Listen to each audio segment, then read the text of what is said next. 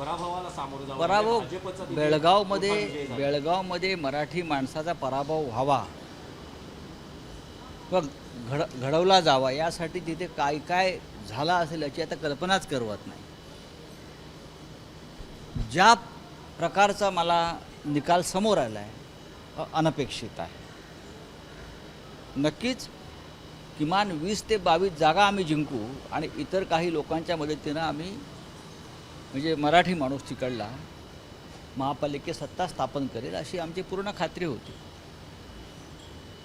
बेळगाववरती याआधी सातत्यानं मराठी एकजुटीचाच विजय झालेला आहे. मग एकीकरण समिती असेल किंवा इतर काही लहान पक्ष असतील. आज फार 2 किंवा 3 जागा मिळाल्याची माहिती माझ्याकडे आहे. हे दुर्दैव जरी असलं तरी याच्यामागे किती मोठं कारस्थान झालं असेल याची कल्पना करवत नाही. मी EVMवरती याचा खापर नाही फोडणार, पण कर्नाटकच्या सरकारनं मराठी माणसाचा पराभव घडवून बेळगाववरती महाराष्ट्राचा हक्क राहू नये यासाठी काय गडबड केलेली आहे त्या संदर्भात हळूहळू माहिती बाहेर येईल. आज महाराष्ट्रात ज्यांना आनंदाचा उकाळा फुटलेला आहेत बेळगावात मराठी माणसाचा पराभव झाल्याबद्दल, बरं का, त्यांना इतकं सांगू शकतो की जे पेढे वाटत आहेत आज बेळगावात मराठी माणूस हरल्याबद्दल पेढे वाटले जात आहेत इथे, महाराष्ट्राच्या आतापर्यंतच्या इतिहासामध्ये इतकी नादानी आणि नालायकपणा मराठी माणसाच्या बाबतीत ही गद्दारी आतापर्यंत कोणी केली नव्हती. महाराष्ट्रामध्ये अनेकांना याची दुःख आहे, वेदना आहे मोठ्या समाजाला. सातारा, सांगली, कोल्हापुरातून मला सारखे फोन येतात, अस्वस्थ आहेत लोक मराठी माणूस तिथे हरवला गेल्याबद्दल. आणि तुम्ही पेढे वाटता? ठीक आहे, तुमचा पक्ष जिंकला असेल, पण मराठी माणसाच्या एकजुटीचा पराभव झाला आहे तिकडे.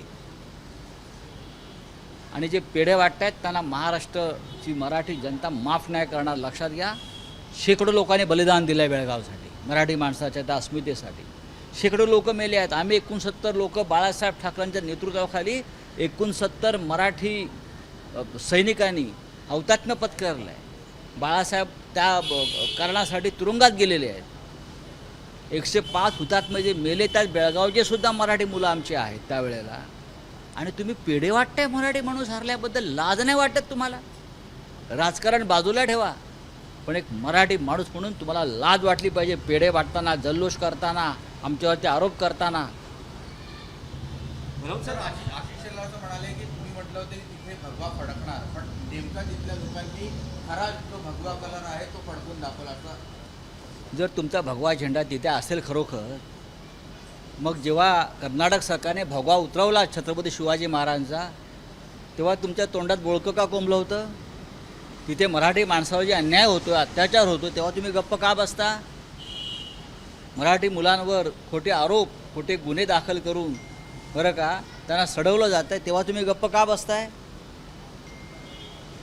महाराष्ट्र एकीकरण समिती ही तिकडली प्रातिनिधिक मराठी माणसाची संघटना आहे, लक्षात घ्या.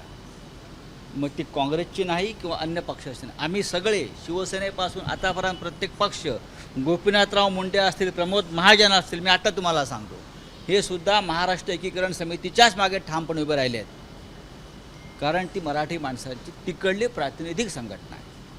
राऊत साहेब, पण निवडणुकीच्या काळात कोणी शिवसेनेच्या नेत्यांपैकी आम्ही मुद्दाम गेलो नाही. याचं कारण असं, आम्ही गेल्यामुळे त्या निवडणुकीला एक वेगळं वळण लागू नये. तिकडल्या पोलिसांनी, तिकडल्या सरकारनं एकीकरण समितीच्या कार्यकर्त्यांवरती खोटे गुन्हे दाखल करू नयेत. आमच्या सभा झाल्या असत्या तर सभांवरती गुन्हे दाखल करून कार्यकर्त्यांना अटक करण्याची शक्यता होती. त्याच्यामुळे ही निवडणूक आम्ही त्यांच्यावर सोडली. शिवसेना तिथे कधीही लढायला गेली नाही. याचं कारण असं आहे की एकीकरण समिती ही शिवसेनेचं, मराठी माणसाचं काम करते आहे, ते काँग्रेसचं इकडलं काम करते आहे, ते राष्ट्रवादीचंही काम करते आहे. महाराष्ट्रातल्या प्रत्येक मराठी माणसाच्या भावना बेळगावमध्ये अडकलेल्या आहेत, लक्षात घ्या. आणि म्हणून जर कोणाला आनंदाचा उकाळा फुटल्या असतील, आम्ही दुःखी आहोत. आम्हाला फार त्रास होतो आहे की मराठी माणूस हरल्याबद्दल. तुम्ही म्हणजे मराठी माणसं तिकडली नाही आहात, उभे राहा ना. मग जर तुम्ही मराठी आहात तर सांगा बेळगाव महाराष्ट्रात आलं पाहिजे म्हणून. सांगताय बोलताय तर आम्ही तुमचा भगवा खरा मानू. राऊत साहेब, पण आता म्हणजे या पराभवानंतर महाराष्ट्र एकीकरण समितीच्या पाठीशी उभं राहणं नक्कीच. तुम्ही जाणार आता आम्ही का? जाईन. शेवटी तिकडलं संघटन टिकणं मराठी माणसाचं महत्त्वाचं आहे. आमच्या दृष्टीनं संघटन महत्त्वाचं आहे. त्यासाठी आम्ही जाऊ आणि त्यांना लढण्याची परत प्रेरणा देऊ. मराठी माणसाला तिथे वाऱ्यावर सोडता येणार नाही. बेळगावचा दौरा करणार आहात? नक्की मी करीन. कधीतरी हा तुम्ही कधी जा? नक्की ठरवीन. गणपतीनंतर नक्की ठरवीन. मतलब एक सवाल और है, बताइए. अनिल देशमुख हाँ. के खिलाफ ईडी ने लुकआउट नोटिस जारी किया है. सवाल ये कि वो गृह मंत्री थे, ऐसे बड़े पद पर रहने के बाद एक मंत्री उसके खिलाफ देखिए, लुकआउट- जिनको आशीष लुकआउट शेलार ने कहा है नोटिस- कि महाराष्ट्र की ये अवमानना उससे है. पहले भी बहुत लोगों को लुकआउट नोटिस निकाला था. वो बाद में केंद्र में मंत्री बने और कुछ बने, कोई राज्यपाल भी बने हैं. देखिए, लुकआउट नोटिस के बारे में मुझे मालूम नहीं क्या है.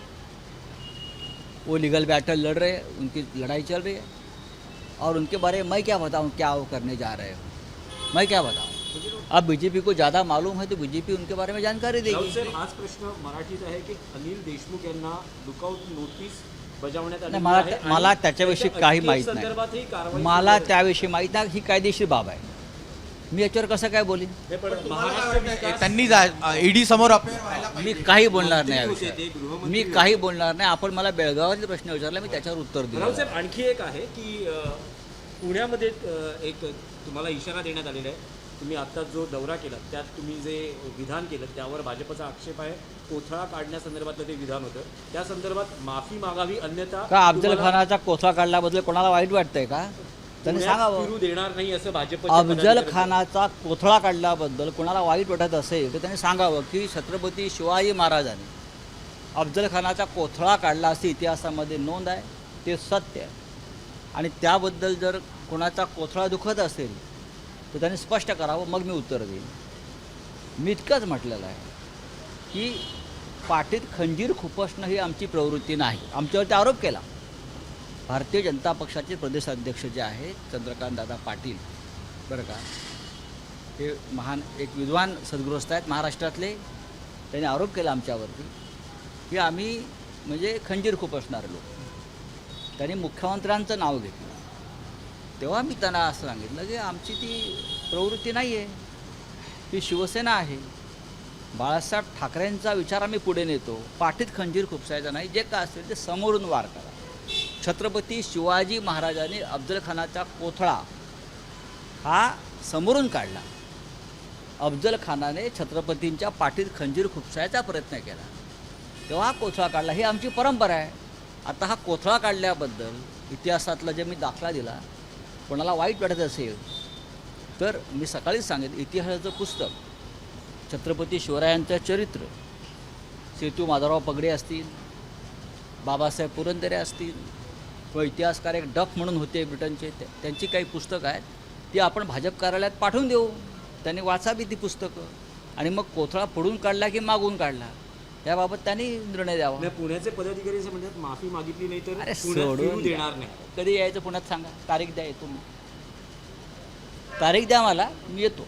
असं काय नाही. म्हणजे या इशाऱ्यानंतरही पुण्यामध्ये कोण इशारा देणार. पुण्यात द्यायचा इशारा. काहीतरी काय बोलतात हे लोक. आणि तुम्ही सुद्धा काही प्रश्न विचारता. राऊत साहेब, आणखी एक आशिष शेलारांनी एक मोठा आरोप केलेला आहे की कोस्टल रोड जे मुख्यमंत्र्यांचा ड्रीम प्रोजेक्ट आहे, 1000 कोटीचा तिथे घोटाळा झालेला आहे. हे त्या बघा पद्धतीचे की मटेरियल वापरण्यात बघा, आलेले कोणी काही आरोप करेल आणि मी उत्तर द्यावं असं नाही. या विषयाविषयी मला माहीत नाही. हे महानगरपालिकेसंदर्भातले विषय आहेत. या विषयावर महापौर बोलू शकतात किंवा स्टँडिंग कमिटी चेअरमन बोलू शकतात. राऊत साहेब, मुख्यमंत्र्यांनी सगळ्या राजकीय पक्षांना आवाहन केलेलं आहे. गणेशोत्सव आहे, गर्दी टाळा, राजकीय गर्दी टाळा. पण आज फडणवीसांना जेव्हा विचारण्यात आलं तेव्हा ते म्हणाले की मुख्यमंत्र्यांच्याच आजूबाजूचे जे आहेत त्यांनी खरं म्हणजे याचं भान बाळगलं पाहिजे. विशेषतः रोख हा शिवसेना, NCP यांचे जे मेळावे सुरू आहेत. ही सुरुवात झाली केंद्र सरकारच्या जनआशीर्वाद यात्रेपासून. कायदे तोडण्याची प्रक्रिया कोणी सुरू केली? केंद्र सरकारनं सुरू केली. त्यातून थोडं थोडं वाढत गेलं. विषाणू कुठून आला?